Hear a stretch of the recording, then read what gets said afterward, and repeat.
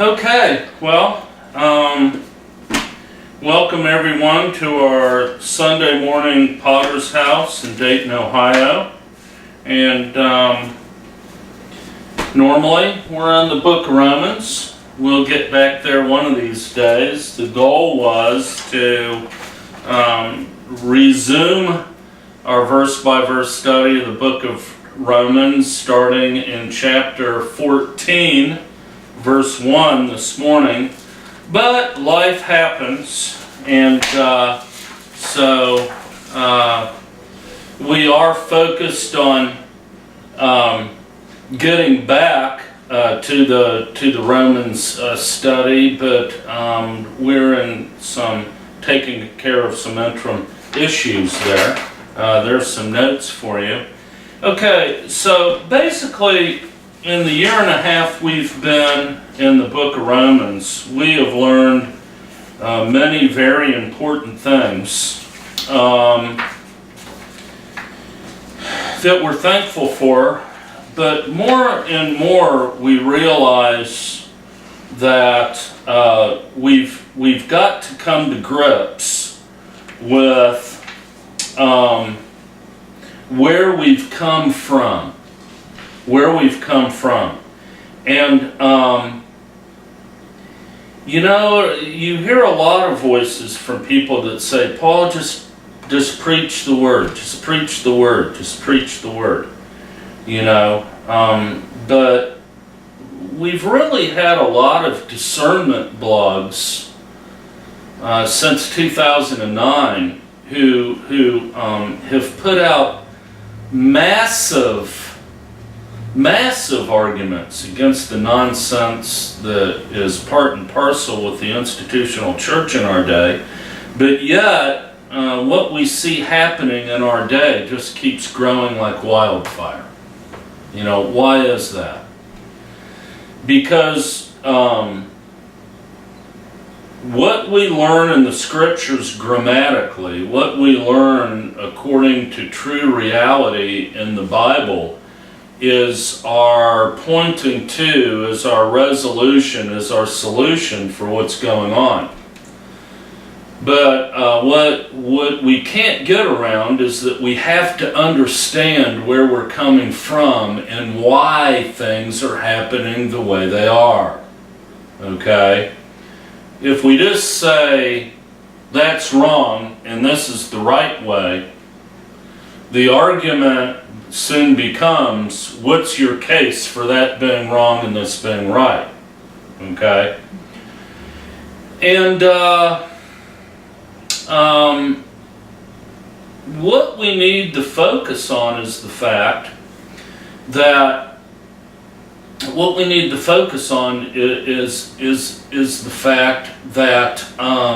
where the fight needs to begin is a proper interpretation of reality itself. The church is in a fight. The church is in a fight for the definition of reality. Right. The church, but we don't know we're in that fight. And I think if you want to narrow down the ministry of Tank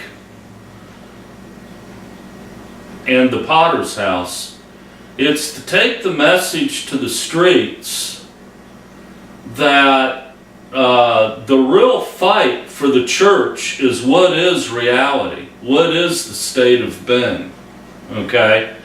Because what we find in the institutional church is pastors who would say, that's not my definition of reality.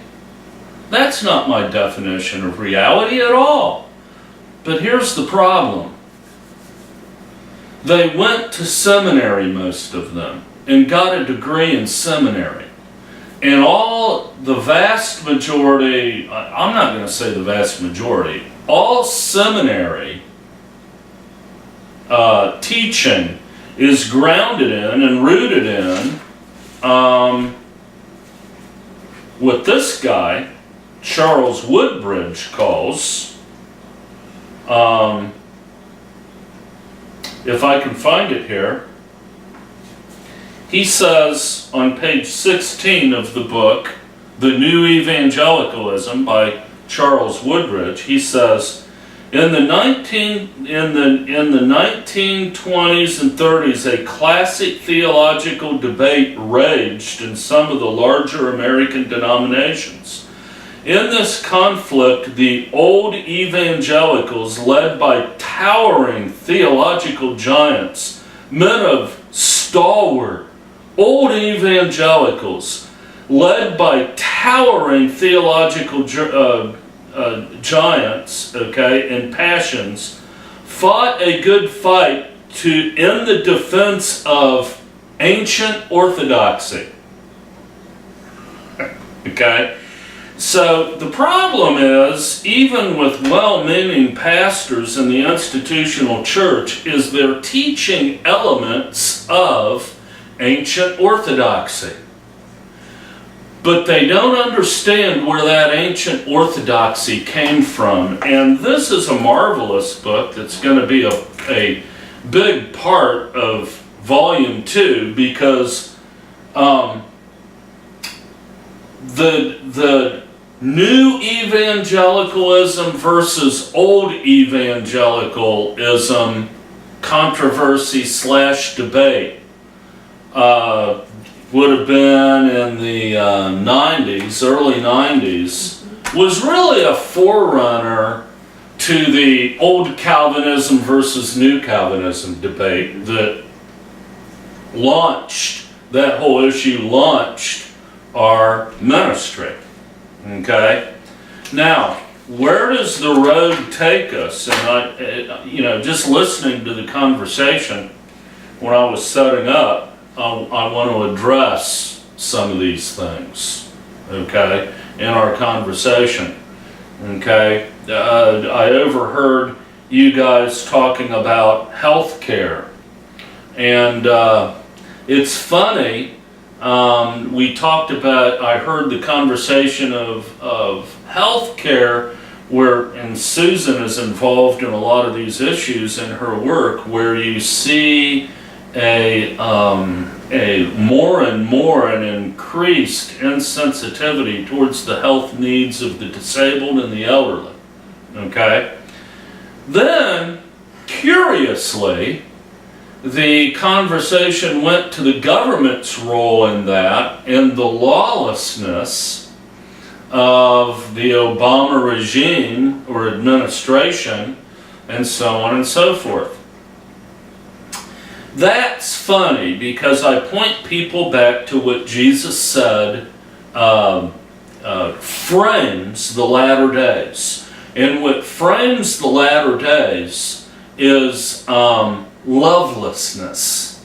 Lovelessness because of the Greek word anomia. Now, how most translations have it is Jesus said, because of lawlessness, the love of many will wax cold. And that word for lawlessness is the word anomia, which is the English word for antinomianism or anti-law. Okay? Anti-law, as you read through the New Testament, we find that anti-law is actually what Jesus refers to as the predominant religion of the last days. Okay? Lawlessness. Okay? No standards. Everybody does what's fitting in their own eyes. Okay? He with the biggest sword and gun wins. Okay? There's no standards that come from the heart. Whether from God or laws influenced by God. Because, Christ said, because of lawlessness, love will be cold.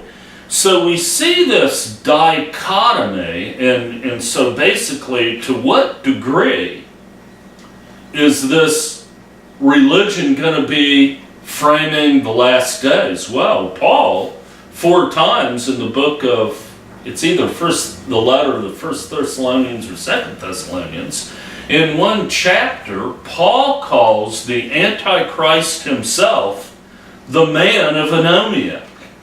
Okay? So basically, that's pretty big. This is the guy who's going to be ruling the whole world, and Paul calls him the man of lawlessness. Okay? He has no standards. Okay? God's law is not sacred, and any law that's just a good common sense, good idea. So we see this latter-day religion that comes from what Christ calls the traditions of men. Okay, we see this religion come out, and the essence of this religion is a vast dichotomy between love and law. Okay? Between love and law. And of course we have learned in the book of Romans that Christ went to the cross to turn the law into love. Isn't that curious? Okay? Because we can't meet the perfect standards of the law. Christ did away with it and turned it into a guidebook for love. Okay, or what we call the law of the Spirit. Okay? So it's funny how this conversation all fit together, and then we talked about the kind of fear that causes in us, when we see these things happening. But you know, this is another important sanctification concept that was on my mind, and behold, Mom quoted Pastor Boisters, and he began every sermon with,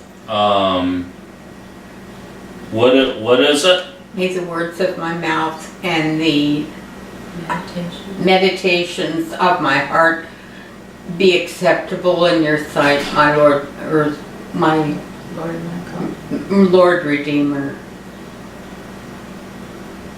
My strength. And my Redeemer. My strength and my Redeemer. Okay. So, my strength and my Redeemer. That's key. Okay? There's a lot of good theology packed in those words. Redemption is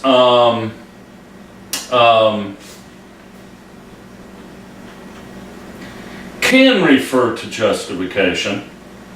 Okay? Sometimes Redeemer can refer to justification. It also refers to the redemption of the body. But that strength part, that's sanctification. My strength. We can do all things through Christ who strengthens me. So, when I counsel people about fear, okay, the cure to fear is to pinpoint the source of the fear, okay, and do something about it if we can. Now, not all fear we can't do anything about, okay, but most fear we can do something about it, okay.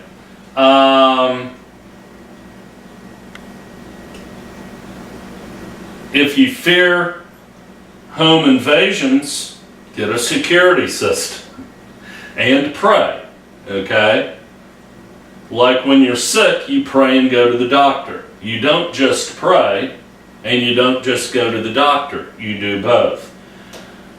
But Christians have no excuse, because we can do all things through Him who strengthens us. Okay, we have no excuse, because we have all of the strength of heaven behind us. Now, I can do, that's one half, all things through Christ who strengthens me, or through Him who strengthens me. Okay? we still have to do something. All right? But we're given the strength that we need to do it through Christ. This is a co-laboring. Okay? This is a co-laboring. Okay? So basically, it's not an excuse to do nothing and wait for God to do it. Okay? What it is the fact that when we stand before Christ to get our rewards, we're not going to have any excuse for not accomplishing what Christ wants us to accomplish in our lives. Because we have the power of the whole Trinity behind us. Okay? So, with that said,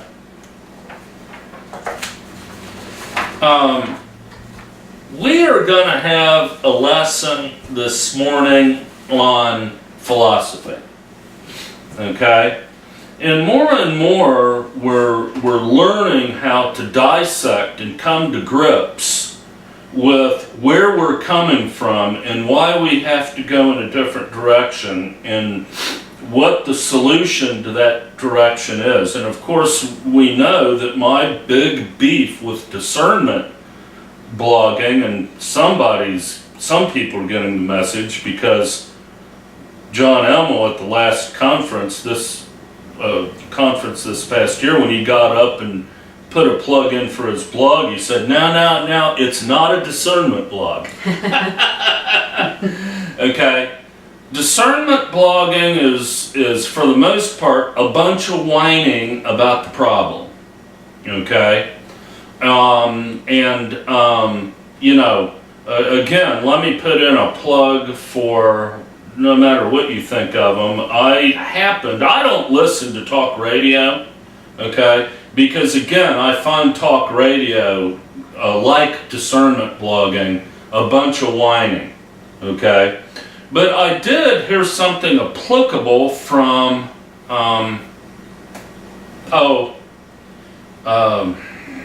he ran for president, Herman Cain, okay?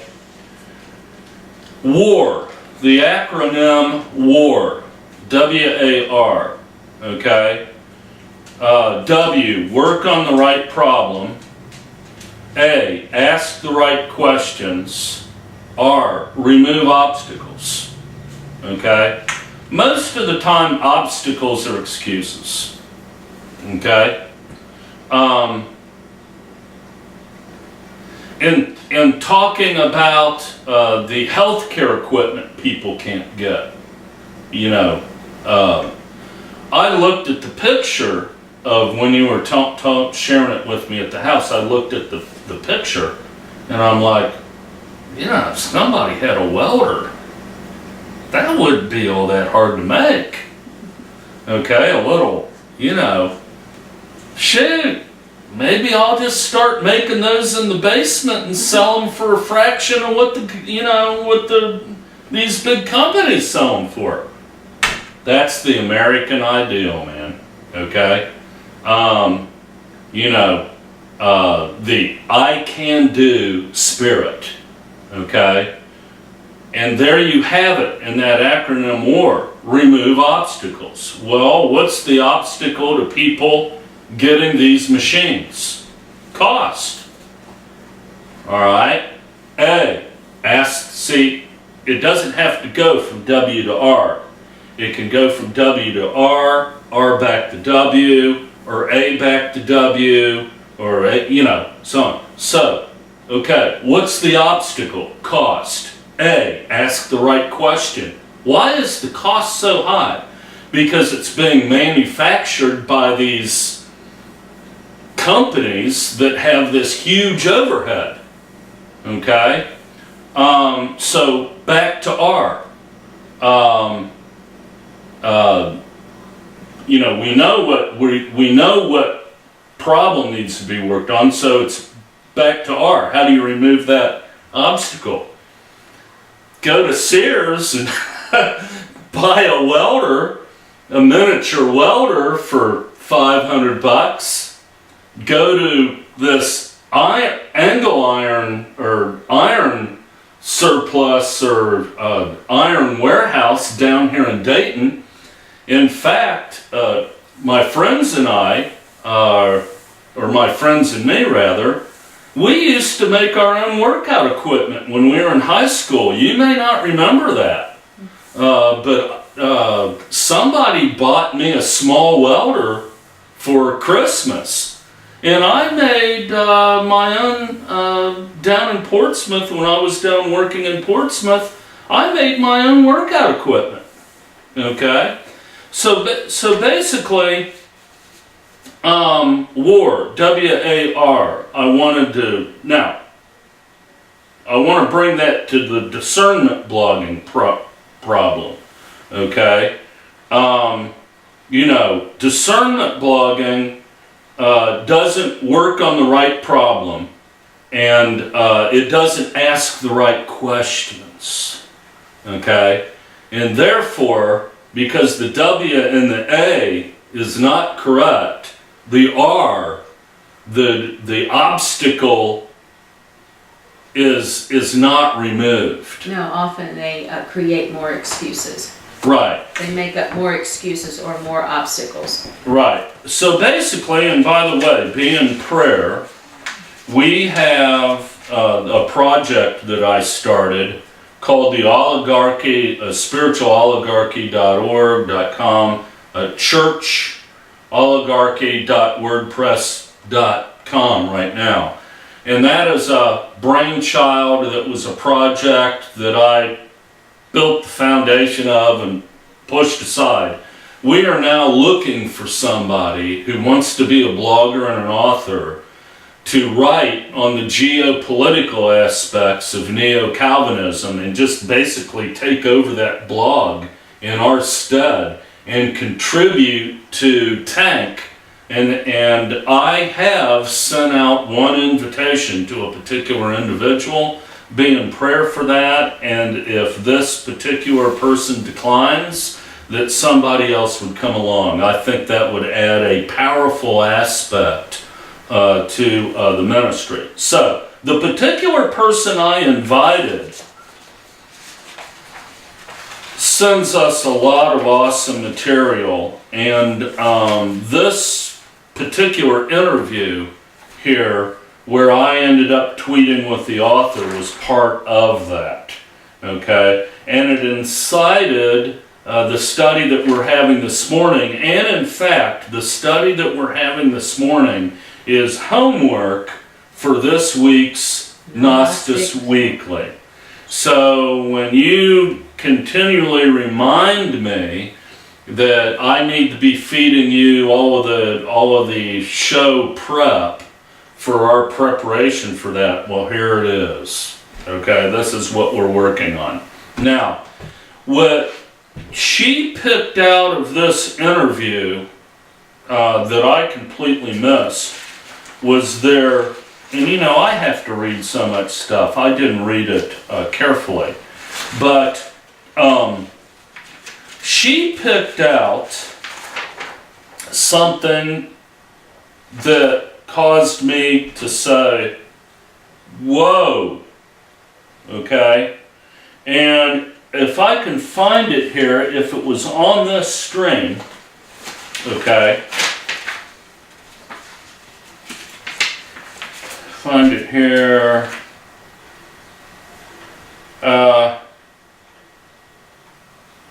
Okay, number 4 on responses. Response number 4. Okay? In commenting on the article that I tweeted on, okay, she said theologians are able to retain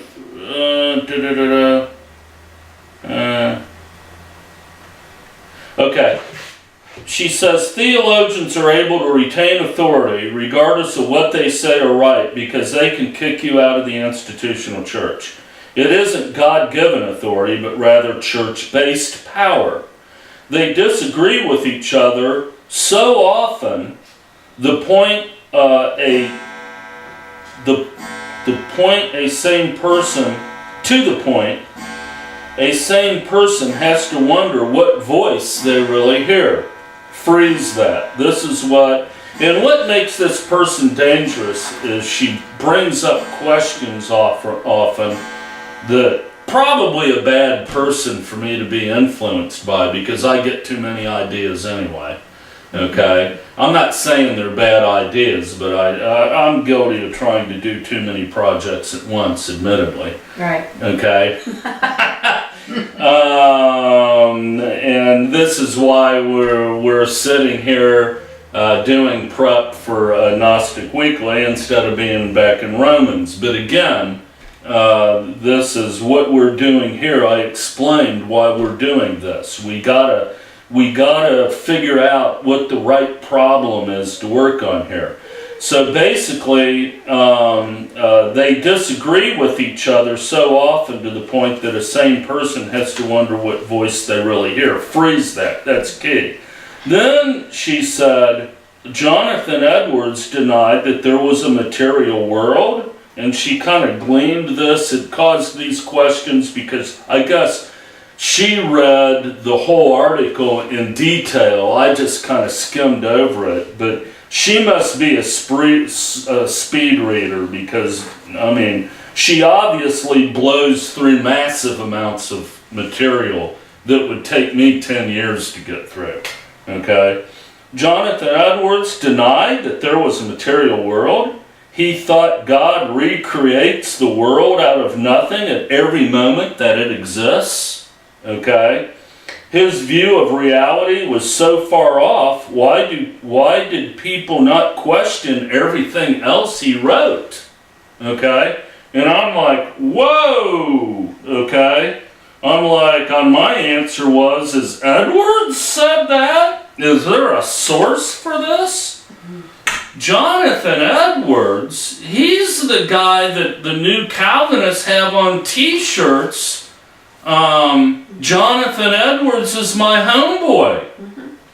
Right? Sinners in the hands of an angry God. Right. Jonathan Edwards is my homeboy. And he believed that God recreates the world out of nothing at every moment that it exists, which would include you and me, both saved and unsaved. I'm like, whoa, well then, as I've explained before, we have friends of our ministry that we don't necessarily agree with from time to time, and in some cases we would say no,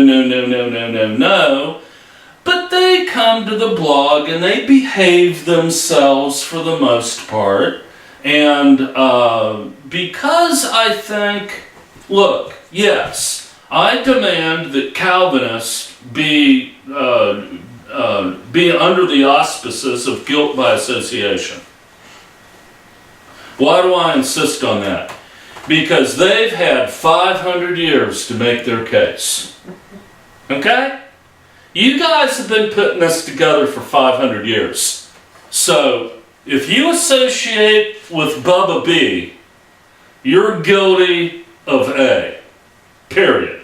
Alright? Us, the rules aren't the same because we're the ones trying to crawl out of a heap of 500 years of traditions of men.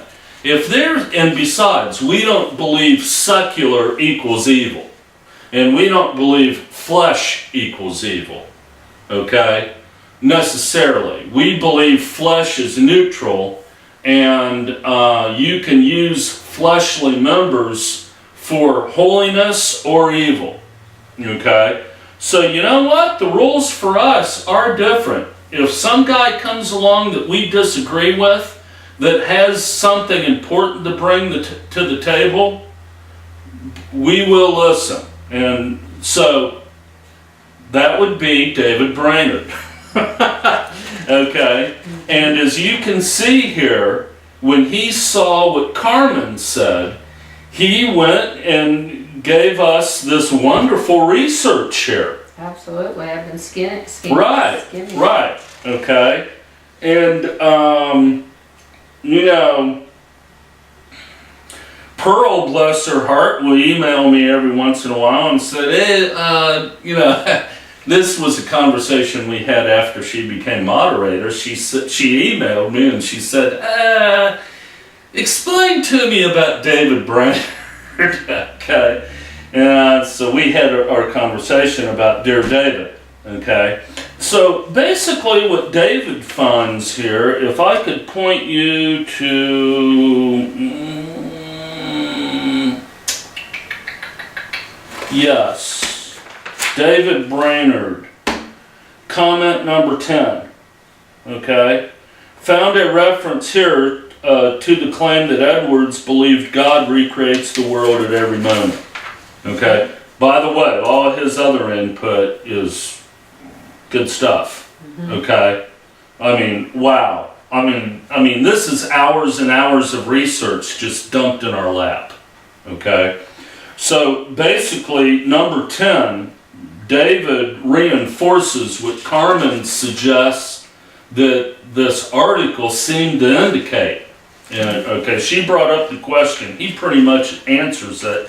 And then he gets into, towards the end of comment number 10 on that post, he gets into the whole thing of occasionalism and what that means. Okay, so this got me thinking, and what did I conclude from it, and why is that going to be the source of our Gnostic Weekly this week, and why is this prep for that?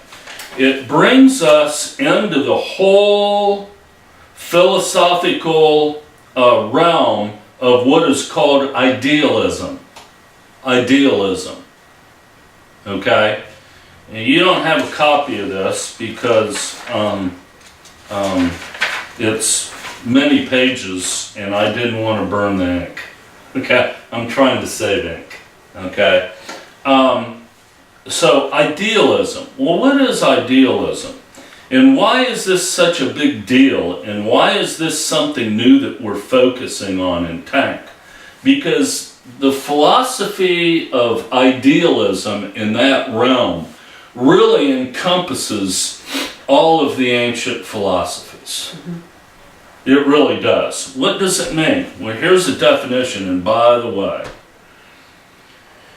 we got into a conversation with a great Christian couple last night about the home fellowship movement. And one of his concerns was, well, where do people give their money?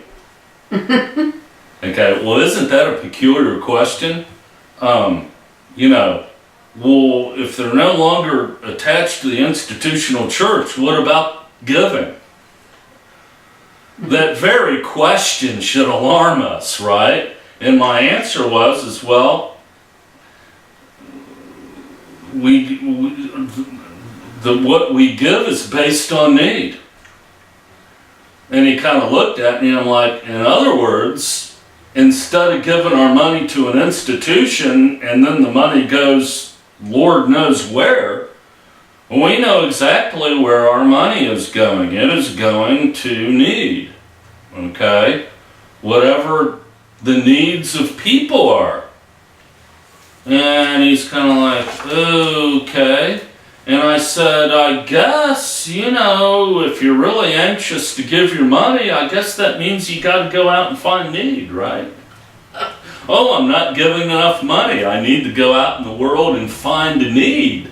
Well, isn't that what James said to do? He said true religion is going out and finding the widows and the oppressed and ministering to them. Okay, right? But anyway, what's the definition of idealism? All right.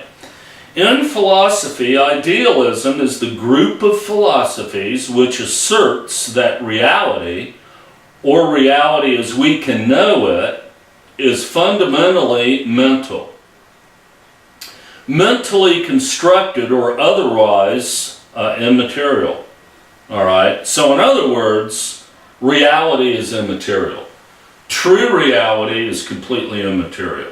Okay.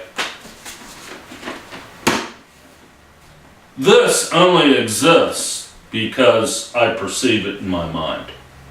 Okay. I think, therefore it is. I think, therefore it is. Or in sports lingo, one sports commercial that I always got a big kick out of is Scottie Pippen. Okay, I jam, therefore I am. Okay, we wonder where these cute little bumper stickers come from. That world philosophy. Okay. Okay, so otherwise in terms. All right, epistemologically, idealism manifests as a skepticism about the possibility of knowing any mind-independent thing. In a sociological sense, idealism emphasizes how human ideas, especially beliefs and values, shape society. And by the way, the point that I was going to make earlier is if you want to give your money to something good, give it to Wikipedia. Okay? Yes. Or tank. Yeah, or tank. But Wikipedia, you can go online. They got these little things where you can give $1, $2, $5. And the owner says, if everybody just gives $1. Hey, look, Wikipedia is awesome. Okay? They don't always get it right. But this article, okay, go to Wikipedia. And if you want to partake in Gnostic Weekly this week, and please start tweeting and emailing us with comments. Go to this article. This article is awesome, okay? And just Google idealism Wikipedia, and it'll take it right to you. So, the definition, okay? Epistemologically, idealism manifests as a skepticism about the possibility of knowing any mind-independent thing. In a sociological sense, idealism emphasizes how human ideas, especially beliefs and values, shape society. As an ontological doctrine, idealism goes further, asserting that all entities are composed of mind or spirit. Okay? Idealism thus rejects physicalist and dualist theories that fail to ascribe priority to the mind. Okay? Now, it says idealism thus rejects physicalist and dualist theories that fail to ascribe priority to the mind.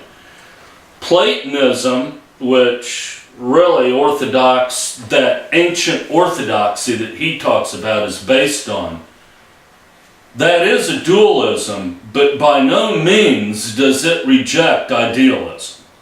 Okay? Plato's theory of forms was very much about ideas. Okay? Being the basis of all reality. So that's the definition of idealism. And there are many different kinds and stripes of idealism, and I would name a few. Okay, but I'm only about halfway through the article, and so far we can learn about metaphysical idealism, epistemological idealism, subjective idealism, objective idealism, transcendental idealism. Under the category of classical idealism, we have monistic idealism. We have Hindu idealism. We have Vedanta idealism, theistic idealism, Christian Science idealism. Now, we want to stop with Christian Science idealism. Christian Science idealism includes a form of idealism. It teaches that all that truly exists is God and God's ideas. Okay? that the world as it appears to the senses is a distortion of the underlying spiritual reality, a distortion that may be corrected both conceptually and in the terms of human experience through reorientation or spiritualization of thoughts. This is the basis of David Pallason's book, Seeing with New Eyes. Okay? And so on and so forth. It's also very... But that is a blend of Platonism and Hinduism right there. Right. And as we shall see... Living in the shadow world and a form of reincarnation of thoughts. Well, what we're going to see, especially this And they week... just put the word Christian on it and Right. plug in God and make it seem all right. But if you really study that, that's Platonism kind of whipped together with Hindu thought and plugged in with the word Christian, and then it's okay. It's Well- okay because it has Christian on it. And what we're going to see, and what I think I've discovered is idealism is a big tent philosophy that really encompasses everything. Okay? Because what else can be plugged in to the Christian Science idealism? Well, pantheism. Pantheism, Right. transcendence, And that brings us to, I want to go back to the pantheism concept of idealism. People think of dualism and Platonism and pantheism as being different. Really, they're not. Okay? It's a different breed, or it's a variant breed of the same animal. Okay? Then we have, let's continue here, we have metaphysical idealism, we have transcendent idealism, we have metaphysical objective idealism, we have modern idealism. Let me see, what else do we have here?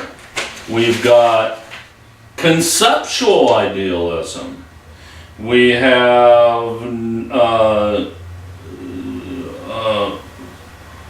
phenomenalist idealism. We have mentalism, period, which is a Then we have the mentalist on TV. right form of that.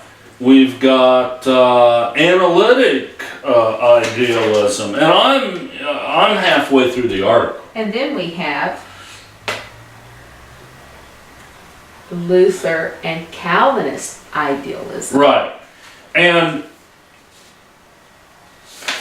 what we have done in just a couple of days is it's very clear that, especially if you look at David Brainerd's input, I'm not going to go out and pick up the one, but David connects Jonathan Edwards succinctly Right. to a lot of these theories. Right. So we have the new Calvinist movement of our day claiming that they're a return to true Protestantism, printing up t-shirts saying Jonathan Edwards is my homeboy. Okay? So we have, and I'll name here, we have pretty good guys, okay, who are out there,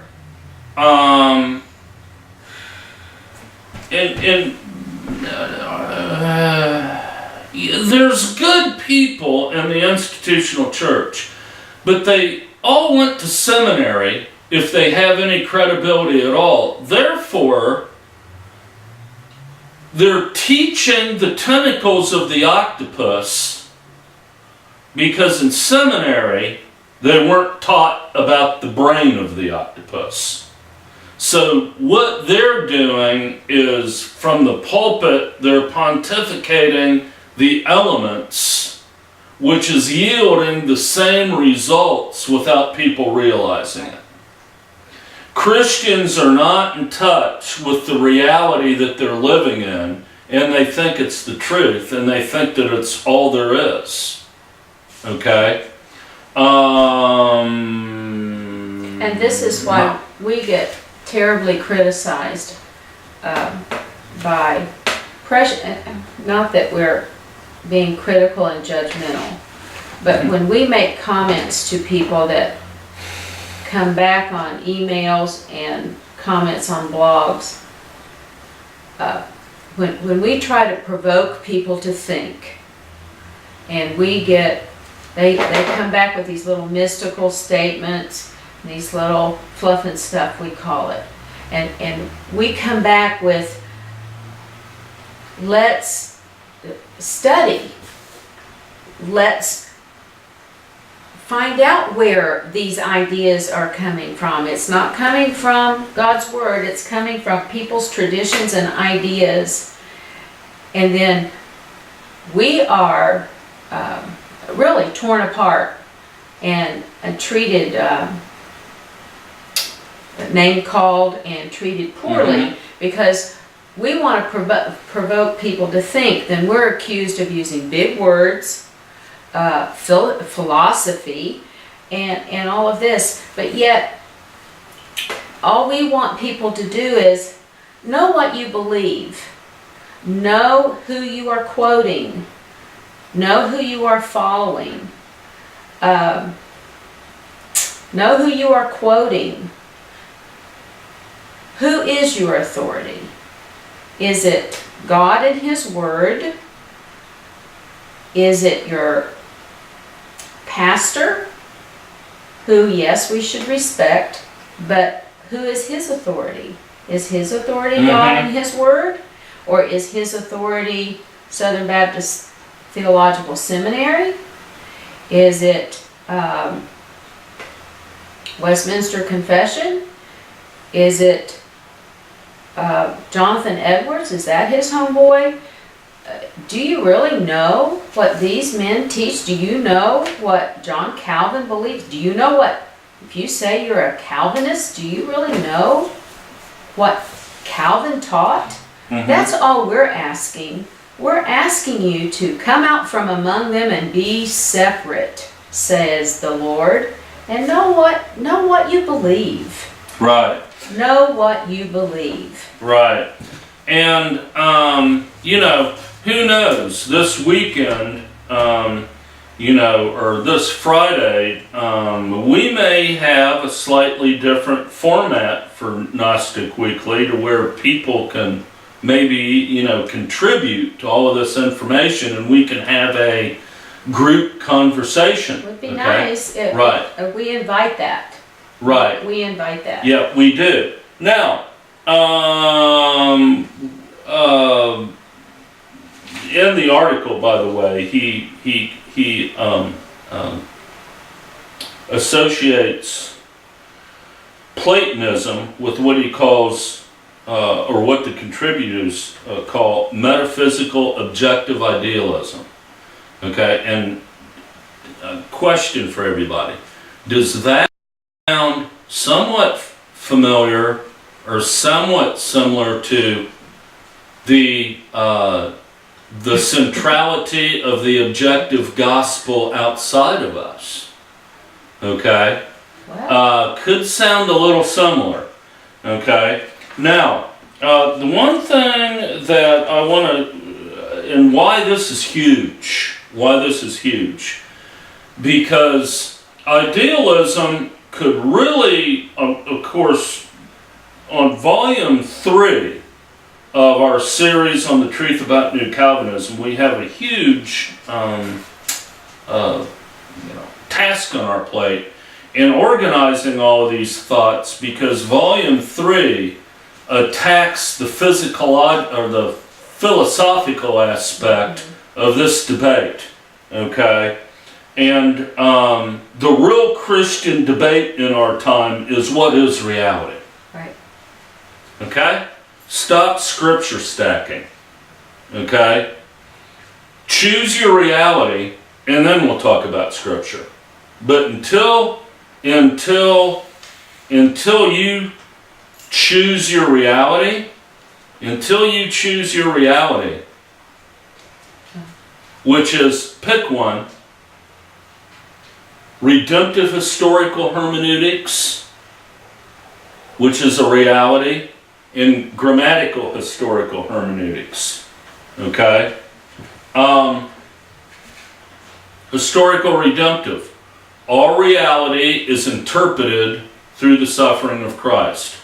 They've just made the cross the stargate to invisible reality. Everything else is an illusion. Okay? What about the history part, Paul? Well, history is being perpetually recreated at every moment by the mind of God. Then you plug in, this is so central.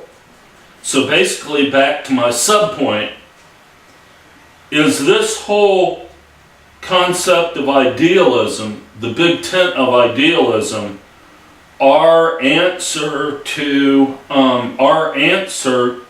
framing and organizing all of our thoughts for volume 3, quite possibly. Okay? Now, under this whole thing of idealism, we have mentalism. Listen to what mentalism is. Paul Brunton, a British philosopher, mystic, traveler, and guru, taught a type of idealism called mentalism, similar to that of Bishop Berkeley, proposing a master world image projected or manifested by a world mind and an infinite number of individual minds participating. A tree does not cease to exist if nobody sees it, because the world mind is projecting the idea of the tree to all minds.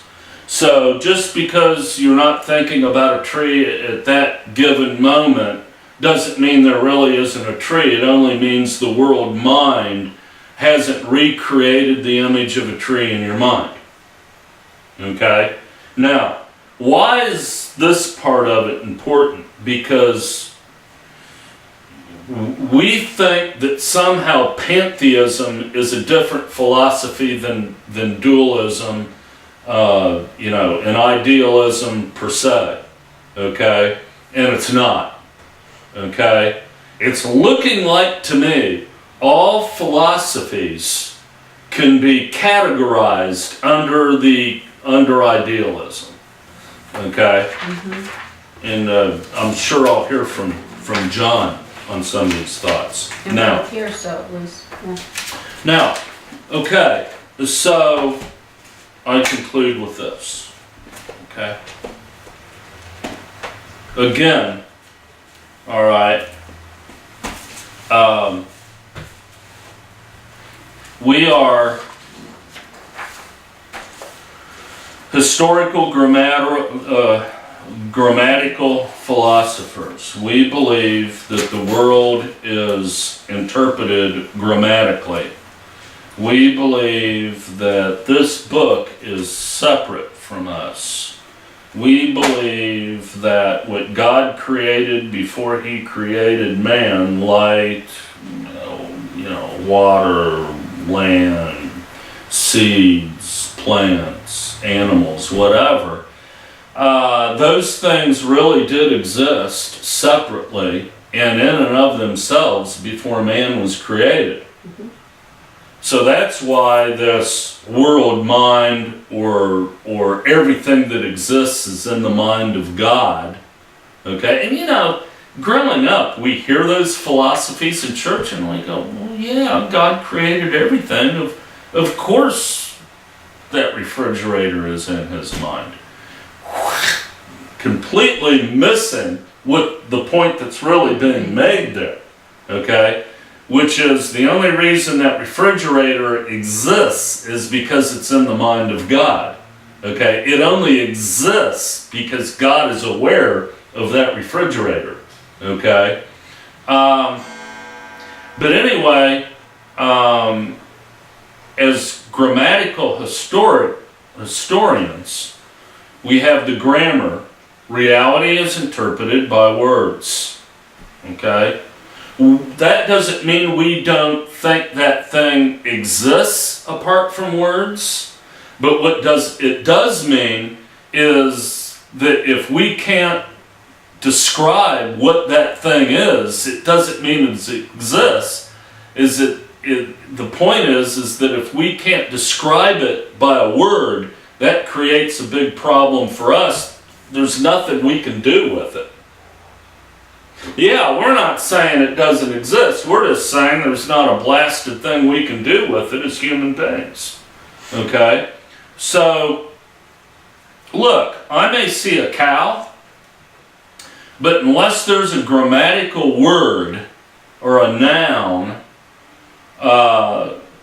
there's no way I can describe to you what that cow is. You can't put an image with a description, nor can I even describe what the cow does, or whether it's dangerous or not dangerous, or whether we get milk from it. We need words to make all that function. Okay? So therefore, we interpret scriptures exegetically. Okay? Idealism obviously goes to the Bible with eisegesis, which is a prism. The Bible must be interpreted of this prism of some sort of idealistic philosophy. We say no. We go to the Bible with no presuppositions, and we let the construction and empirical examination of the sentences tell us what reality is. Okay? Now, what's the historical part? It's not the idea that history is being recreated at every moment. It's the idea that we have to study history to give the Bible more meaning. Okay? And the light bulb goes on. This is why the epistle of Colossians is in the Bible. Okay? And studying these issues gives us more understanding of the Bible. It helps us. Okay? The Bible interprets the Bible itself. Scripture interprets Scripture. History aids us.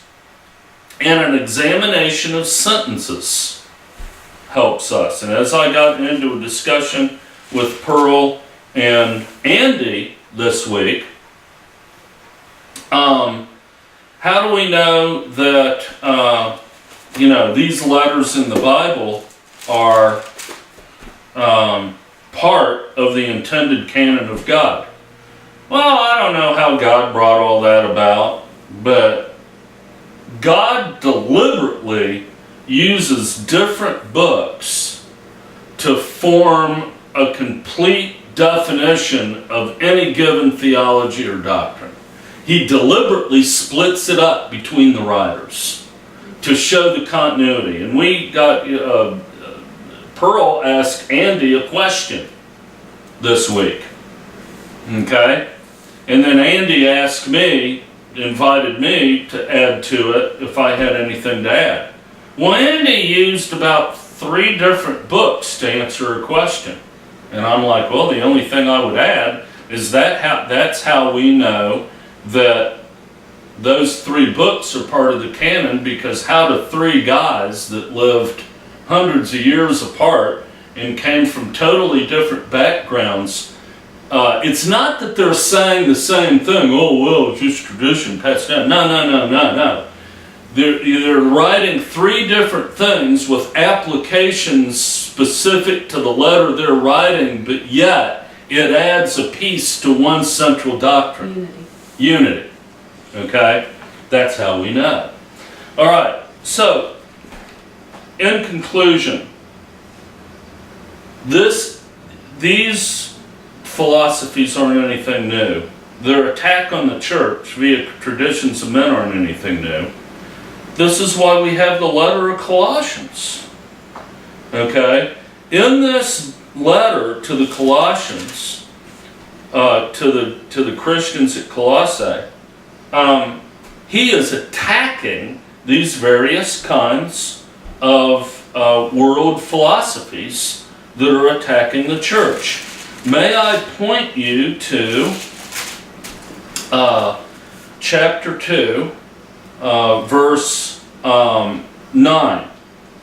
For in him, that is Christ, for in him the whole fullness of deity dwells bodily. Why would Paul say that? That just blows up all these philosophies. Okay?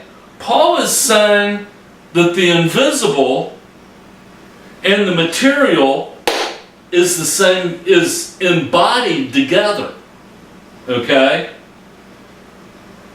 Christ didn't only exist as a man because it's in the mind of God. Okay? Or it was merely something that you see that doesn't exist unless it's in the mind of God. Okay? Christ was deity who came in bodily form. Okay? Do you see how this just blows world philosophy to smithereens? It begs the question, did God design the gospel and the means of redemption for the way he did for this specific purpose, to set true Christianity against all of the philosophies of the world? Just blows Platonism and Hinduism right out of the water. It blows it all out of the water. Okay? And if you read the book of Colossians, and in preparation, it's a little short letter. I read through it this morning in a matter of 20 minutes. I invite everybody to study the wiki article and to read through the book of Colossians, and it's extraordinary what we find in here in that regard. And I close with this, my part of this. Susan can add to it.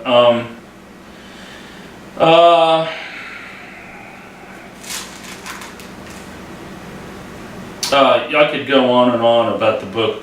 Let the word of Christ dwell in you richly, teaching and admonishing one another in all wisdom.